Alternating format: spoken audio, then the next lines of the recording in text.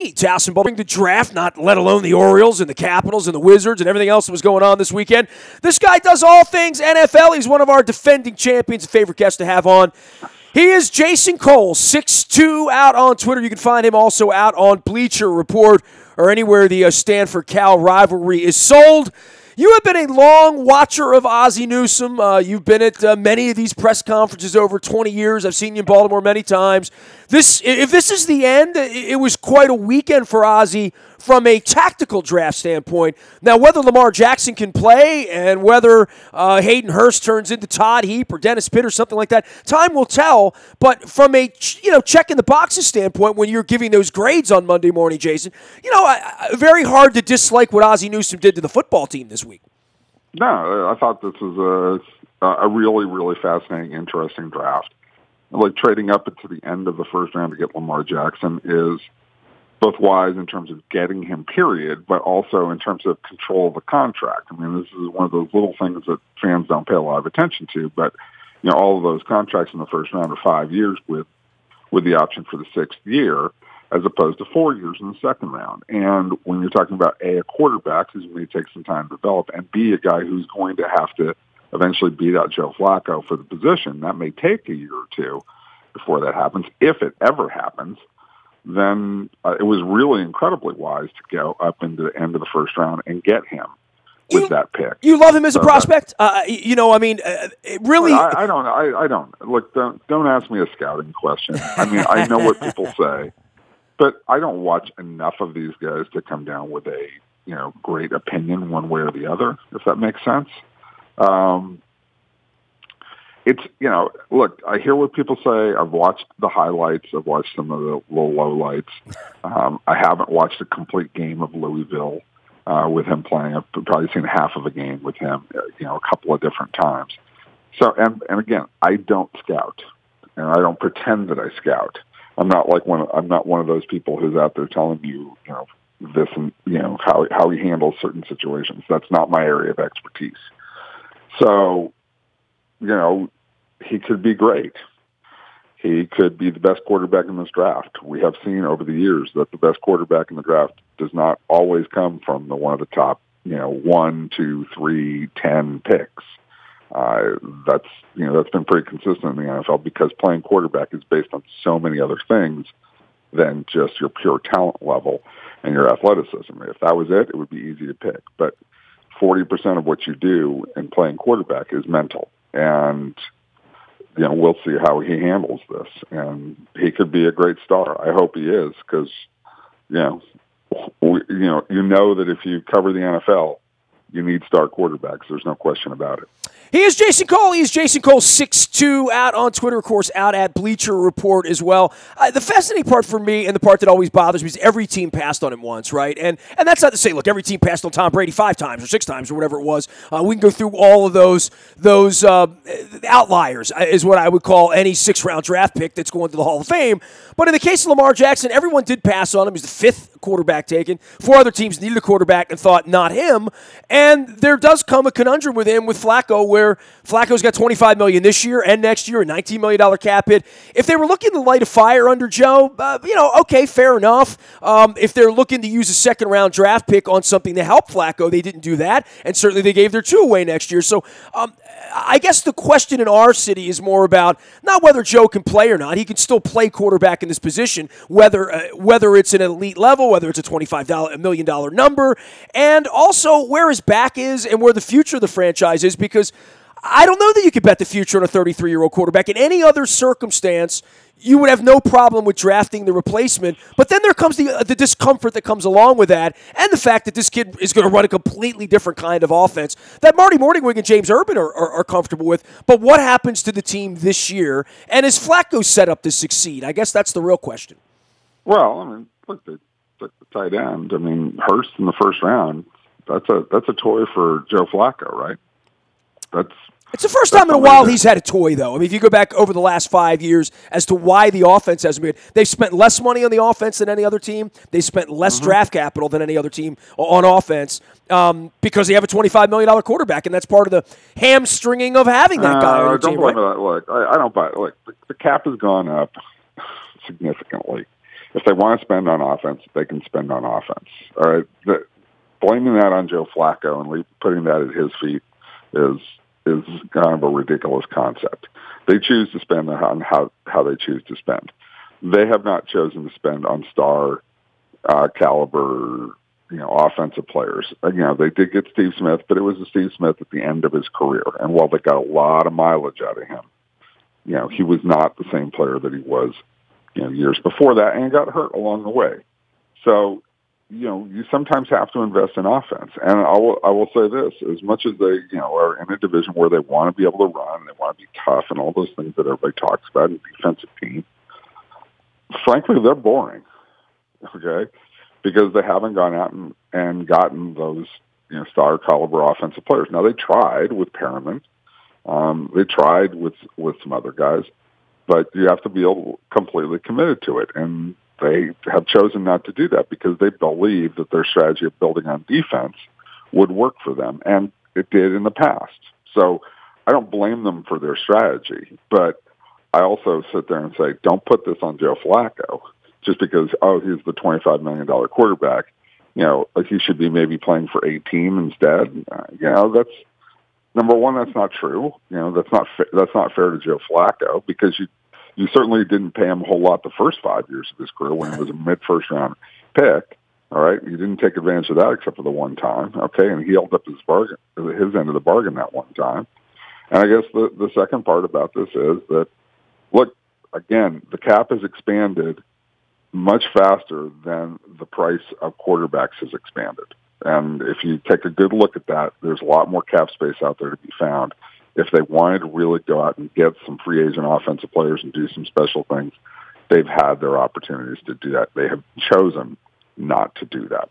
Jason Cole is here with words of wisdom. You can follow his journey out at Bleacher Report as well as on Twitter at JasonCole62 as well. 4 other quarterbacks taken toward the top here, and I'm sure you've been, talking to all these organizations. And let's start with Cleveland and Baker Mayfield. I didn't hear his name until the day of. They kept it quiet that they wanted him. I don't know why you would keep it that quiet when you have the number 1 pick. What difference does it make? Nobody's going to get in the way anyway.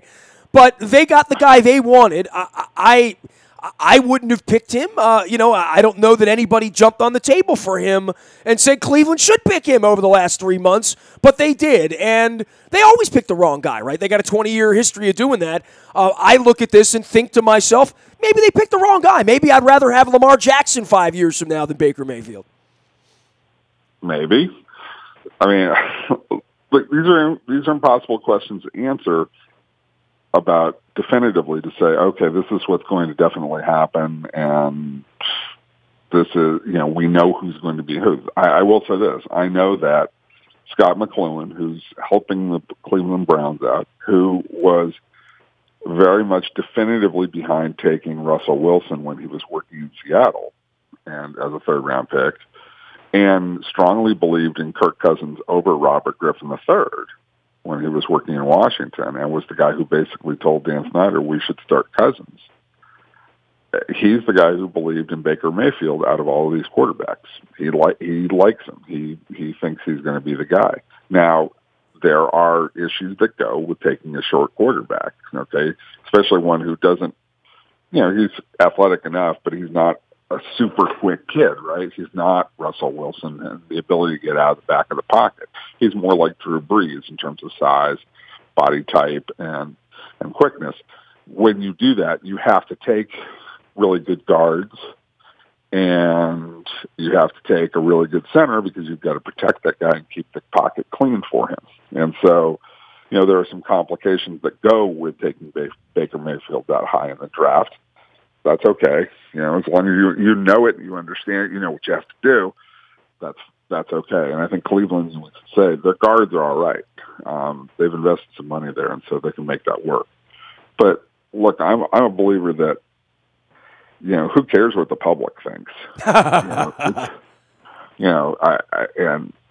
You scout these guys, you take the time, take the guy you believe in, take the guy you think has the chutzpah to make this thing work, because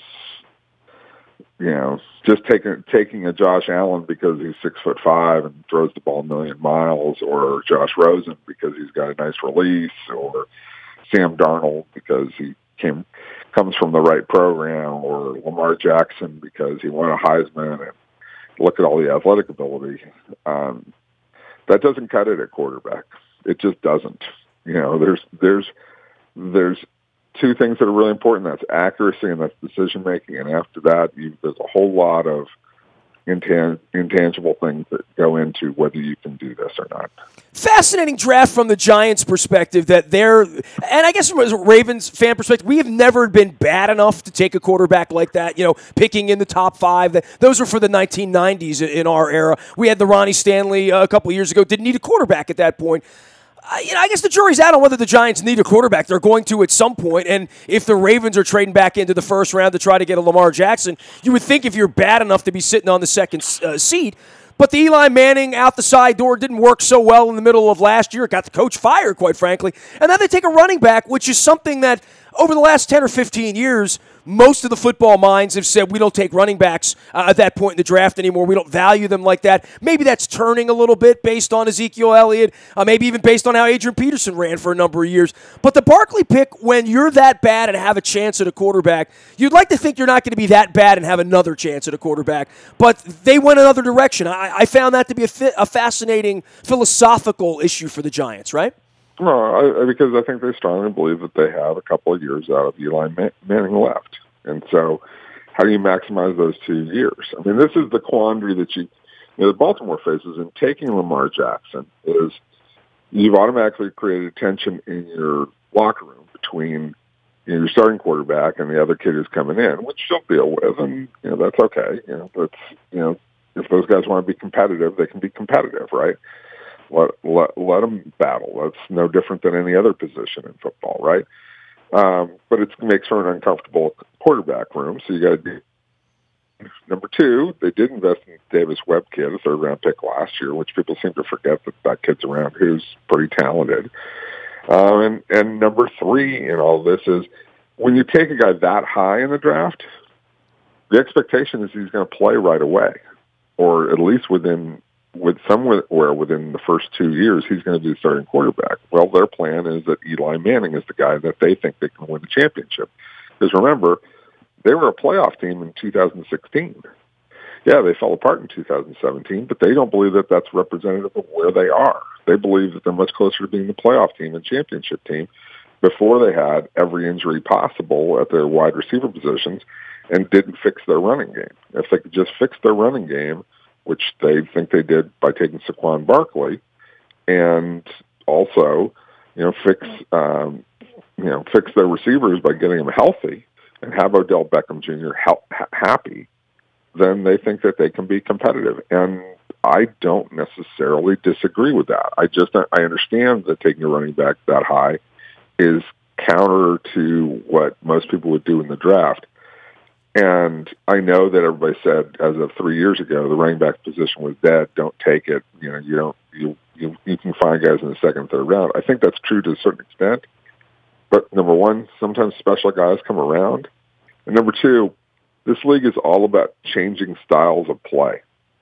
Because every time you get a series of years where teams are playing wide open football and they're playing 3 and 4 wide receivers all the time, 2 tight ends on the field that are split out, all the different things that we see, what happens is that defenses adjust and they get smaller on defense because they got to play pass defense. As soon as they get smaller, then teams go, oh, okay, now what we're going to do to them is we're going to leave that personnel on the field and we're going to get a big, strong running back and we're going to pound them, especially if we play 2 tight ends, because then we're going to move those 2 tight ends from being split out to being on the line of scrimmage so that we've actually got a heavy set running game. And we're going to pound people because they're going to have to leave all these defensive backs out on the field. So it's the natural sort of progression of where offense goes and how the league plays, and that's why the running back position is coming back. not because the people 3 years ago were wrong. Well, you can't throw every play, right? I watched Arena League last week. It's a little bit like that with the Brigade, but at some point, the running game matters, especially when you're ahead on the road in bad weather in November, in December, in January. It can't be an abandoned part of it. I found that to be fascinating for the decade that we're saying, well, we can get a running back later. Well, go ahead and figure that out. We've been trying to figure that out around here, and usually those guys were system guys. Like Justin Forsett here had great vision, still had his quicks, obviously had the intelligence of doing it, but it lasted all of about 15 months. It lasted as long as your offensive line can open those holes, right? That, and as long as your receiving game was good enough that you could keep the box safety out of the box a little bit, right? I mean, it all works together. Look, occasionally you get a running back who he's going to be able to be effective no matter what defense you play against them. He's just that good. Earl Campbell. Adrian Peterson. Yeah, Right. Earl Campbell, Right. Adrian Peterson. Because he can run you over. Right.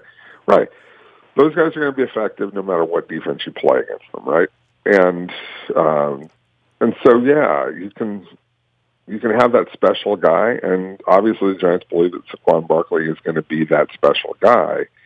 But most of the time, yeah, look, you've got to be able to have legitimate receivers and a legitimate passing game to make people, make people respect that to open up your running game. And that's why when you go with these, Justin Forsetts or, any of the many running backs that Baltimore has sort of gone through here since Ray Rice, then, this is what you get. You get guys who need other parts of the team to be functioning for them to be okay. He is Jason Cole, 6'2", out on Twitter as well as at Bleacher Report. All of our WNST programming brought to you by our friends at the Baltimore Brigade. I'm wearing the hat this week. Ron Jaworski is going to be joining us. The Philadelphia Soul come to town this Friday night down at the Royal Farms Arena.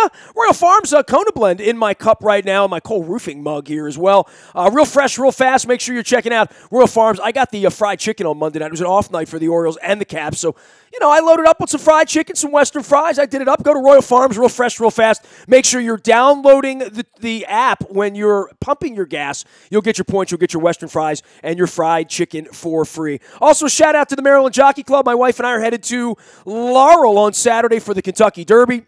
Of course, the winner of the Run for the Roses comes here. Preakness, Black-Eyed Susan and the Pink Festival just 2 weeks away out at Old Hilltop. The entries in the front of WNST.net as well as in our morning paper. Jason, let's get back to the Ravens here to sort of put a bow on this thing.